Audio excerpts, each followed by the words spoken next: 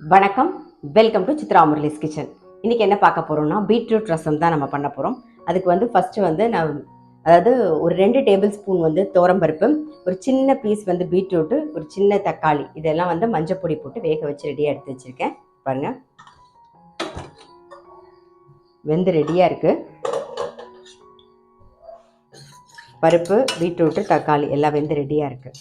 இப்போ என்ன பண்ண போகிறோன்னா, எப்பயும் போல் நம்மளுடைய தக்காளி, கொஞ்சோண்டு கருவேப்பிலை, கொஞ்சம் உப்பு போட்டு கையில் கசக்கிட்டு கொஞ்சம் மஞ்சள் பொடி சேர்த்துருக்கேன்.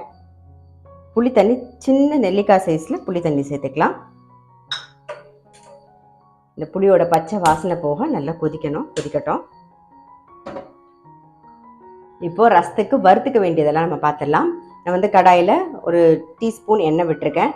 ஒரே ஒரு ஸ்பூன் தனியா, அரை டீஸ்பூன் சீரகம், 1/4 டீஸ்பூன் உளுத்தம்பருப்பு, 2 வரமிளகா, ஒரு பிஞ்ச் வெந்தயம். இதை நம்ம வறுத்துக்கலாம்.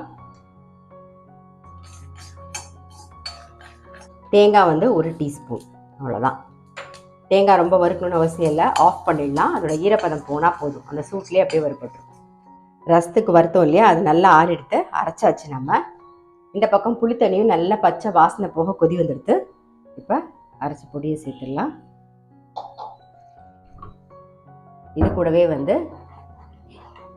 துவரம்பருப்பு, பீட்ரூட்டு, அப்புறம் தக்காளி வேக வச்சு வச்சுருக்கோம்ல, அதெல்லாம் மசிச்சு பாருங்கள். பருப்பு ஜலம் ரெடி ஆகிடுத்து, அதை அப்படியே விட்டுடலாம்.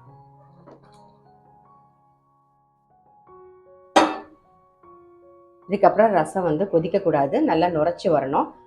கொஞ்சமாக வெல்லமும் கொத்தமல்லியும் சேர்க்க போகிறோம். கொஞ்சமாக வெல்லம் சேர்த்துக்கலாம், அப்புறம் கொத்தமல்லி,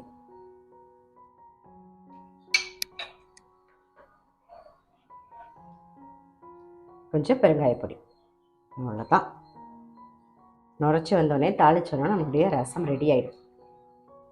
பாருங்கள், பீட்ரூட் ரசம் நல்லா நுரைச்சி வர ஆரம்பிச்சிருக்கு. இந்த பக்கம் நம்ம தாளிக்கிறது ரெடி பண்ணிடலாம். ஒரே ஒரு ஸ்பூன் நெய் விட்டுக்கிறேன். கடுகு, கொஞ்சம் சீரகம், கொஞ்சம் வெடிக்கட்டும். சீரகம்,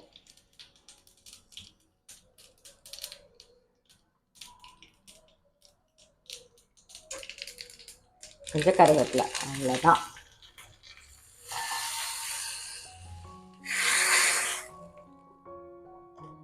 மேலாக கொஞ்சமாக கொத்தமல்லி.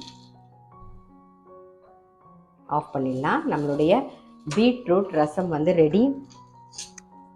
நல்ல மணக்க பீட்ரூட் ரசம் ரெடி. நீங்கள் இதை நல்ல சுடசாதத்தில் நெய்யை விட்டு ஓட பிசைஞ்சு சாப்பிட்டீங்கன்னா அவ்வளோ டேஸ்ட்டாக இருக்கும். கண்டிப்பாக ட்ரை பண்ணி பாருங்கள். பீட்ரூட் ரசம் ட்ரை பண்ணி பார்க்கல அப்படின்னா டெஃபினட்டாக ட்ரை பண்ணி பாருங்கள். இது தொட்டுக்கிறதுக்கு கூட்டு நல்லாயிருக்கும், இல்லை காரக்கறி நல்லாயிருக்கும், இல்லை பருப்பு உசிலி எது தொட்டுன்னு சாப்பிட்டாலும், இல்லைனா நல்லா அப்பளாத்தை நல்லா உடச்சி போட்டு அதில் பிசைஞ்சு சாப்பிட்டீங்கன்னு வச்சுக்கோங்க, அவ்வளோ டேஸ்ட்டாக இருக்கும். கண்டிப்பாக ட்ரை பண்ணி பாருங்கள். நான் அடுத்த வீடியோவில் சந்திக்கிறேன்.